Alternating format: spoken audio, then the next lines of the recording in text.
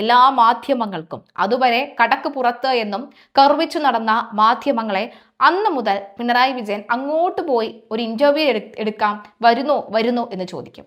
സാധാരണഗതിയിൽ ആദ്യമേ കഴിഞ്ഞ തവണ ഇത് തന്നെയായിരുന്നു. ആദ്യം ഏഷ്യാനെറ്റിന് കൊടുത്തു, പിന്നീട് 24-ന് കൊടുത്തു. അന്ന് ദീപക് ധർമ്മടമായിരുന്നു മുഖ്യമന്ത്രിയുടെ ഒരു വെളുപ്പിക്കൽ പരിപാടി എടുത്തത്. അതിനുശേഷം അങ്ങനെ എല്ലാ മാധ്യമങ്ങൾക്കും മുഖ്യമന്ത്രി ഇത്തരത്തിലുള്ള പ്രതികരണങ്ങൾ, അതുപോലെ തന്നെ മുഖ്യമന്ത്രി എല്ലാ തരത്തിലുമുള്ള ചോദ്യങ്ങൾക്കുള്ള ഉത്തരവും പറയും. ഇപ്പോഴുള്ള പ്രധാനപ്പെട്ട വിഷയങ്ങൾ, ഈ ചോദ്യങ്ങളെല്ലാം നമ്മൾ മുൻകൂട്ടി തയ്യാറാക്കി മുഖ്യമന്ത്രിക്ക് ഏൽപ്പിച്ച് അദ്ദേഹം നോക്കി അപ്രൂവ് ചെയ്യും. അതിനുശേഷം മാത്രമാണ് സാധാരണഗതി ഇത്തരത്തിലുള്ള ചോദ്യങ്ങളും അതുപോലെ തന്നെ ഇത്തരത്തിലുള്ള മറുപടിയും അതുപോലെ തന്നെ ഈ പറയുന്ന ചർച്ചയും ഒക്കെ തന്നെ ടെലികാസ്റ്റ് ചെയ്യുകയുള്ളൂ. പതിവ് തെറ്റിയില്ല. ഇത്തവണയും ആദ്യം ഏഷ്യാനെറ്റ് തന്നെയാണ്, സിന്ധു സൂര്യകുമാർ തന്നെയാണ് മുഖ്യമന്ത്രിയുടെ ഈ ഒരു അഭിമുഖം എടുത്തത്. അതിലെ ചില ഭാഗങ്ങൾ ഇപ്പോൾ പുറത്തു വന്നിട്ടുണ്ട്. പ്രധാനമായും ചോദിച്ച ചോദ്യങ്ങളിൽ ഒന്ന് എന്ന് പറയുന്നത് നമ്മുടെ ഗോവിന്ദൻ മാഷിന്റെ ഭാര്യ മത്സരിക്കുന്നതുമായി ബന്ധപ്പെട്ടാണ്. സത്യത്തിൽ അത് കാണുമ്പോൾ പലരും പറയുന്നത് ഗോവിന്ദൻ മാഷിന്റെ ഭാര്യ ശ്യാമള നിൽക്കുന്നത്, തളിപ്പറമ്പിൽ നിന്ന് മത്സരിക്കുന്നത് എന്തോ ഗോവിന്ദൻ മാഷിനേക്കാൾ കൂടുതൽ ആവേശവും ആവശ്യവും മുഖ്യമന്ത്രിക്കാണല്ലോ എന്നൊക്കെയാണ്. അപ്പോൾ ഇതിനുള്ള മറുപടി എല്ലാം തന്നെ മുഖ്യമന്ത്രി ഈ ഒരു അഭിമുഖത്തിൽ പറയുന്നുണ്ട്. തളിപ്പറമ്പ് മണ്ഡലത്തിലെ സ്ഥാനാർത്ഥി നിർണയ വിവാദത്തിൽ പ്രതികരണവുമായി മുഖ്യമന്ത്രി എത്തുമ്പോൾ MV ഗോവിന്ദന്റെ ഭാര്യ എന്ന പേരിൽ സീറ്റ് നിഷേധിക്കുന്നത് ശരിയാണോ എന്നാണ് PK ശ്യാമള ടീച്ചറുടെ സ്ഥാനാർത്ഥിത്വത്തെക്കുറിച്ചുള്ള ചോദ്യത്തോട് മുഖ്യമന്ത്രിയുടെ പ്രതികരണം. PK ശ്യാമള സ്ഥാനാർത്ഥിയായത് ഗോവിന്ദൻ മാഷിന്റെ ഭാര്യയായത് കൊണ്ടല്ലെന്നും മത്സരിക്കാനുള്ള എല്ലാ അർഹതയും ശ്യാമളയ്ക്കുള്ളത് കൊണ്ടാണെന്നും പിണറായി വ്യക്തമാക്കുകയാണ്. തളിപ്പറമ്പിൽ LDF സ്ഥാനാർത്ഥിയായി CPM PK ശ്യാമള ടീച്ചറെ നിശ്ചയിച്ചത് വലിയ വിവാദമായ സാഹചര്യത്തിലാണ് മുഖ്യമന്ത്രിയുടെ പ്രതികരണം.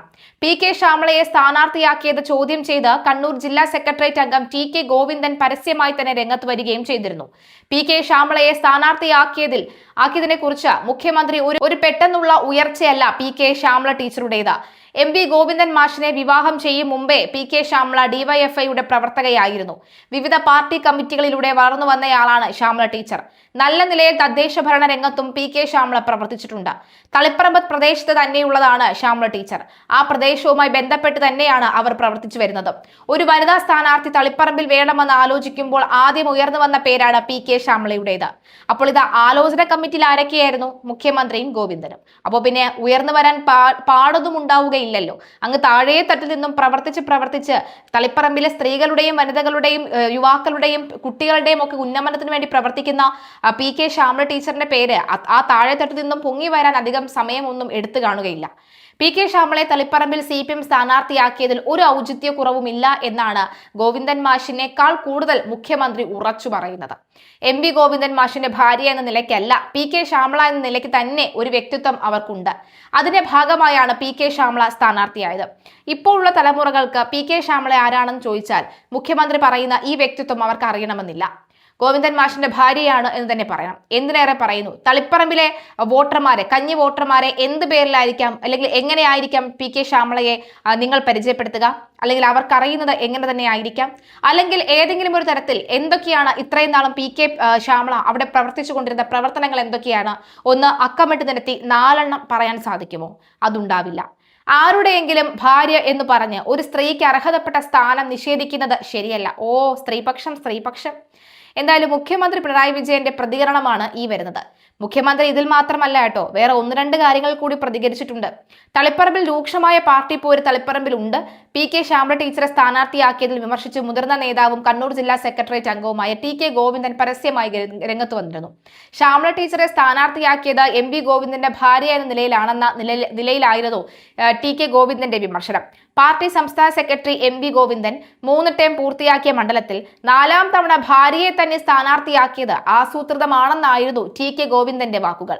6 പതിറ്റാണ്ടോളം നീണ്ട രാഷ്ട്രീയ ജീവിതം അവസാനിപ്പിക്കുകയാണെന്നും CPMൽ ഇപ്പോൾ നടക്കുന്നത് കേൾവി പോലും ഇല്ലാത്ത പ്രവണതകളാണെന്നും വാർത്താ സമ്മേളനത്തിൽ TK ഗോവിന്ദൻ തന്നെ തുറന്നടിച്ചിരുന്നു.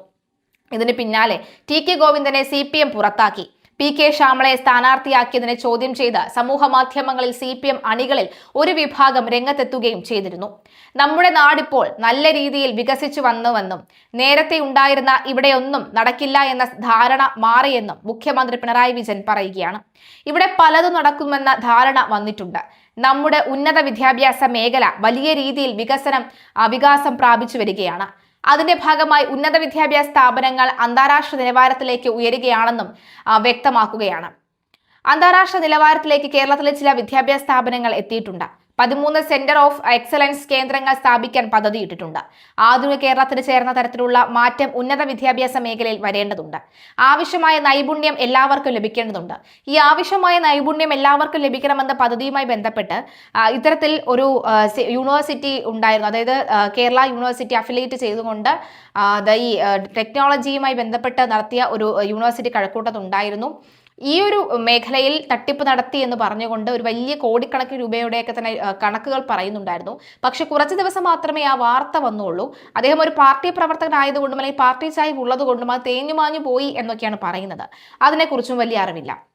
നമ്മുടെ യുവത ലോകത്തിന്റെ ഏതു ഭാഗത്തുള്ള വികസിത രാജ്യങ്ങളുള്ളവരുമായി പിടിച്ചു നിൽക്കാൻ കഴിവുള്ളവരായി മാറും. അത്തരത്തിലുള്ള കേരളം രൂപം കൊള്ളുക എന്നത് പ്രധാനമാണെന്നും പിണറായി വിജയൻ പറഞ്ഞു.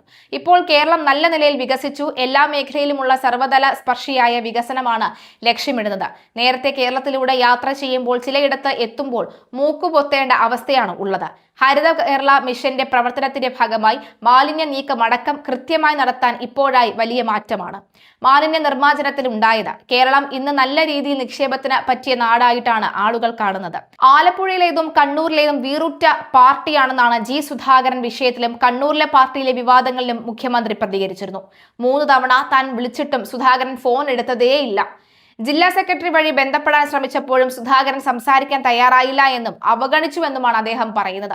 എനിക്ക് തോന്നുന്നു മുഖ്യമന്ത്രി പിണറായി വിജയൻ ഈ കാലയളവിൽ അവഗണന ആകപ്പാടെ ഏറ്റുവാങ്ങിയ ജി സുധാകരന്റെ കയ്യിൽ നിന്ന് മാത്രമായിരിക്കാനാണ് സാധ്യത. കാരണം അങ്ങനെ 3 വട്ടമൊക്കെ മുഖ്യമന്ത്രി വിളിച്ചിട്ട് ജി സുധാകരൻ എടുക്കാതിരുന്നാൽ അത് മോശമായില്ലേ സുധാകരൻ ജി? ആലപ്പുഴയിലേതും കണ്ണൂരിലേതും വീറുറ്റ പാർട്ടിയാണ്. ഒരു വ്യതിയാനത്തിനും ഒപ്പം അത് പോകില്ല. ഒരു പോറലും പാർട്ടിക്ക് അവിടെ ഉണ്ടാകില്ല. വി കൃഷ്ണനും ടി കെ ഗോവിന്ദനും പാർട്ടിയെ തകർക്കാൻ എതിരാളികളുടെ കയ്യിലെ കോടാലിയായി മാറിയെന്നും പിണറായി വിജയൻ പറയുകയാണ്. റിയാസിന് പ്രത്യേക സ്ഥാനം നൽകിയിട്ടില്ല. ശ്യാമളയെ സ്ഥാനാർത്ഥിയാക്കിയത് യോഗ്യത കൊണ്ടാണ്. മുഹമ്മദ് റിയാസിന് മരുമകൻ എന്ന നിലയിൽ പ്രത്യേക സ്ഥാനങ്ങൾ നൽകിയിട്ടില്ല. പ്രവർത്തനത്തിന് അനുസരിച്ചുള്ള ഉത്തരവാദിത്തങ്ങളാണ് നൽകിയിട്ടുള്ളത്.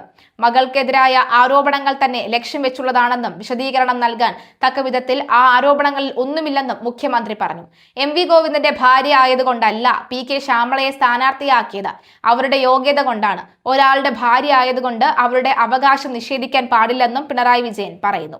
ക്യാപ്റ്റൻ പരാമർശം, വെള്ളാപ്പള്ളി വിവാദമൊക്കെ അതിനെക്കുറിച്ചും പറഞ്ഞിരുന്നു. തെരഞ്ഞെടുപ്പിലും തന്ത്രങ്ങൾ അപ്പോഴത്തെ ആ സാഹചര്യം അനുസരിച്ച് ആയിരുന്നു എന്നും ക്യാപ്റ്റൻ പരാമർശത്തിൽ മുഖ്യമന്ത്രിയുടെ മറുപടി. തെരഞ്ഞെടുപ്പിൽ നേതാവിനെ നേരത്തെ നിശ്ചയിക്കാനാകില്ല. ജനകീയർക്ക് അവസരം നൽകാനാണ് ടേം ഇളവിലൂടെ ഉദ്ദേശിച്ചതെന്ന് പിണറായി വിജയൻ പറയുന്നു.